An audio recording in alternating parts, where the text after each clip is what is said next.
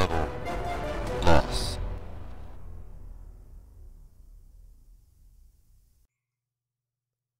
Disciplinary action.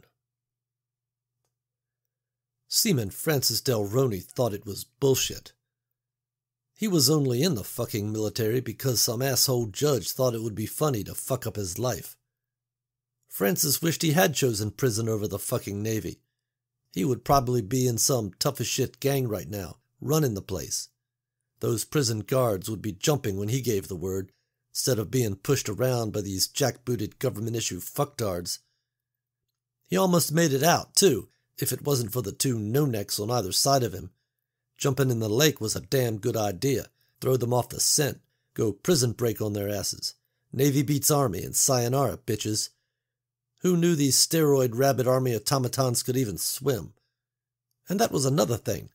How come they got to change their clothes, while he had to stand here dripping like a drowned rat, all shivering and shit? He had half a mind to call his congressman, let him know how the fucking Army treated a citizen. Who is my congressman, anyway?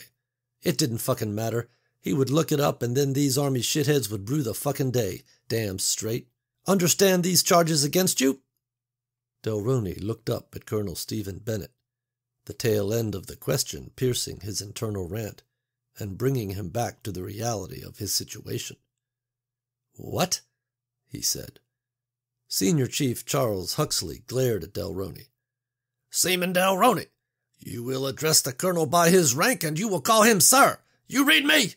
Now, say yes, sir. I understand the charges against me." Seaman Delroney shrunk under the penetrating gaze of his senior chief. He hung his head and whimpered. "Yes, Sir Colonel, sir. I understand the charges against me." Senior Chief Huxley seethed as he kept his glare on Delroney for several seconds. "It's all right, Senior Chief. We're not going to yell at Seaman Delroney any more today. We're going to help him. All that fresh Colorado air and beautiful scenery outside our mountain is just too much of a distraction. We need to put him someplace where he is away from all that temptation. I think I have just the place for you. I am ready to pronounce judgment," Colonel Bennett said. Senior Chief Huxley shouted at Delroney, "Seaman Delroney, attention!" Delroney's efforts amounted to nothing more than raising the slope in his shoulders. This did not rise to the level of satisfaction for the senior chief. "Sergeants McDowell, Noonan, help the young seaman come to proper attention, please," Senior Chief Huxley barked. The two military policemen on either side jerked Delroney's arms straight down to his sides and pulled his shoulders back. Colonel Bennett rested his hands on the podium and stared at Seaman Delroney. "Seaman Delroney, I reduce you in rank by 1 grade. I further reduce you in base pay by half for 60 days and restrict you to the base for the same. You will no longer be a daily thorn in your senior chief's side, but are to report for duty to Special Projects Disposal Unit for a period not to exceed 45 days. They call it the Skunk Farm, Seaman Apprentice Delroney. Do you want to know why? It's because when Dr. Crenner finishes up running his experiments, the test subjects have to be disposed of. That's your job for the next 45 days. It's buried deep down in the ground. It will free you from any and all distraction and give you plenty of time to ponder the choices before you. The judge sought to give you a second chance. We are going to see to it that you have every opportunity to make the most of it. Maybe, if you feel the bite that your irresponsibility has given you, it will make you want to change your ways and be something else than what you are now. Seaman Apprentice Delroney, you are dismissed," Colonel Bennett said. He folded up the file in front of him and exited the room as the burly sergeants led Francis Delroney away. Human testing. Dr. Crenner paced around the lab. He had a call to make, but he was loath to do it. He did not like talking to the military brass. In the field of science, they were a broadsword, where a scalpel was required. They were, to his way of thinking, a necessary evil. The military was only concerned about a particular set of results, and then only so far as those results furthered their mission parameters. Dr. Crenner knew there was something always to be learned from every scientific endeavor, the successes and the failures. He did not even think in terms of failures, so long as new information was gained. The outcome of his latest experiment, an experiment that resulted in the termination of 20 test subjects, was of no real concern to him. He knew there was information to be gained and facts to be gleaned. It was of no great concern to him, but he knew it would be of tremendous concern to the colonel. That military man would not see a phoenix from the ashes. He would see only the ashes. Colonel Bennett would not see the potential in what he would most certainly call a failed experiment. He would only see budget overruns and lost time. Dr. Crenner approached the wall of glass separating him from the 20 dead chimpanzees in the habitat. He clasped his hands behind his back and fumed at his circumstance, which had nothing to do with the carnage before him. He knew what Colonel Bennett would say.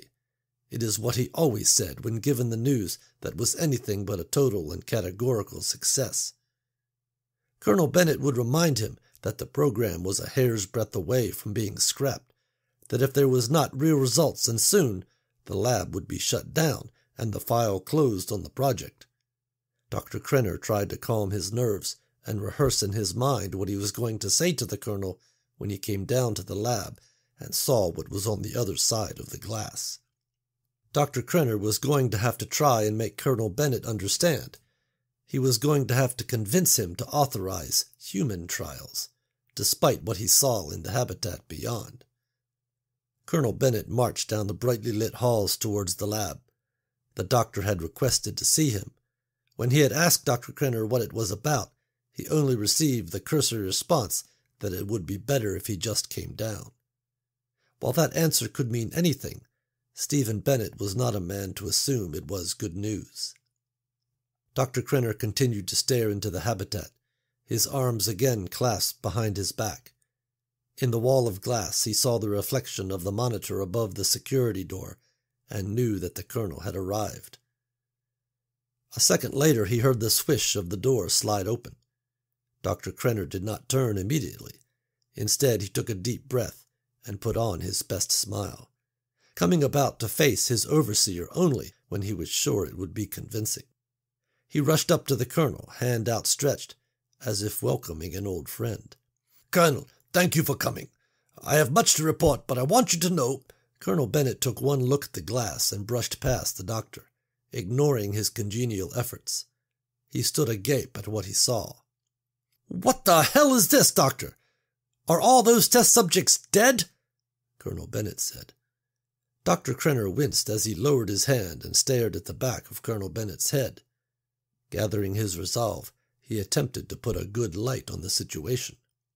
"Today's trials resulted in an ulterior set of parameters, to be sure, but—" For the second time his words were cut short, as Colonel Bennett spun on him. "Ulterior set of— All I see are dead apes. Those aren't results of any kind. Those are 20 failures in there. 20 line items on a budget report that I am going to have to file. Assets in the red with nothing to show for it, Doctor," Colonel Bennett said. Dr. Crenner grit his teeth. What he had predicted had come to pass. He thought it his curse to labor under those who had not the intellectual dexterity to see how the scientific method must necessarily progress. He let out his breath quietly through his nose and unclenched his teeth. "There is much we can learn still. Autopsies will be conducted, of course. From this set of ashes the phoenix will yet rise, Colonel," Dr. Crenner said. He had used that phrase several times before, in appeal to Colonel Bennett's martial sensibilities, in an attempt to assuage him. "Save your platitudes, Doctor. This program is in real danger. I have already been on the phone with the Pentagon, and they are this close to shutting it all down. If we don't see some real results and damn quick, it's over," Colonel Bennett said. Dr. Crenner was caught flat-footed. He blinked at the colonel. "The Pentagon? Why are they calling? They must know—" Colonel Bennett waved Dr. Crenner off even as he turned back toward the glass. "I called them. It's all fine and good to be playing mad scientist down here, Doctor, but I have some very powerful and impatient people to answer to, and they have to answer to the stooges in Washington about line items that aren't what they are. if you know what I mean," Colonel Bennett said. Dr. Crenner swayed on his feet. The need for results while putting the program in danger could also make those desiring results amenable to an accelerated set of clinical trials. Dr. Crenner took a breath and then took the plunge. "You know, Colonel, chromosomally the primate and the human are very similar. Perhaps it is in the differences that our problem lies. If we could move into human trials, we might—" Again Colonel Bennett turned on him, his face bearing even more shock than when first seeing the dead chimps. "You want to what?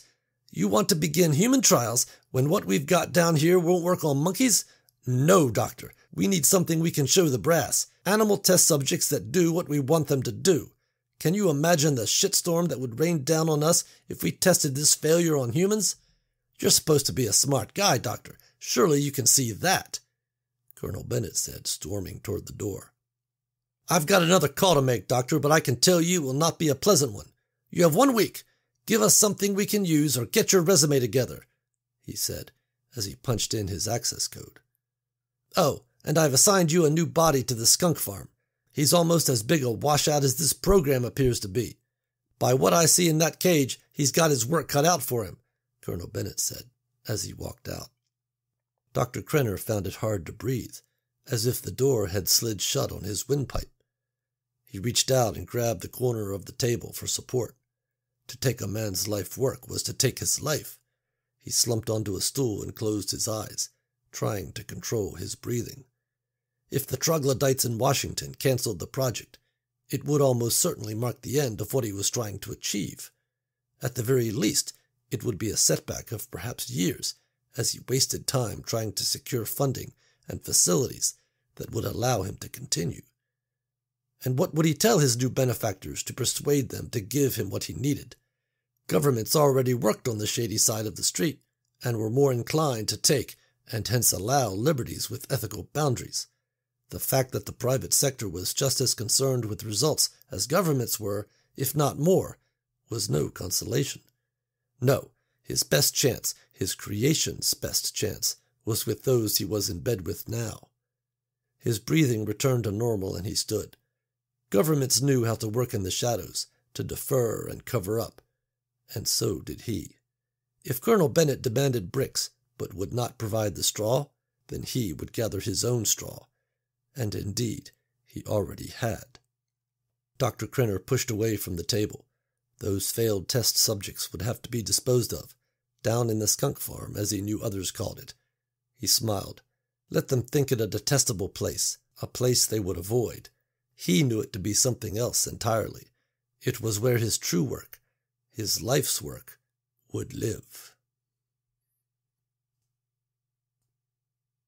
Before you go, I just wanted to tell you it's Podchaser's 3rd annual Reviews for Good. For every review left on Podchaser, they will donate 25 cents to World Central Kitchen. This year, the effort is focused on the people of Ukraine. So leave a review of this podcast on Podchaser. They will double the donation if I reply to the review, which I will. Thanks for listening.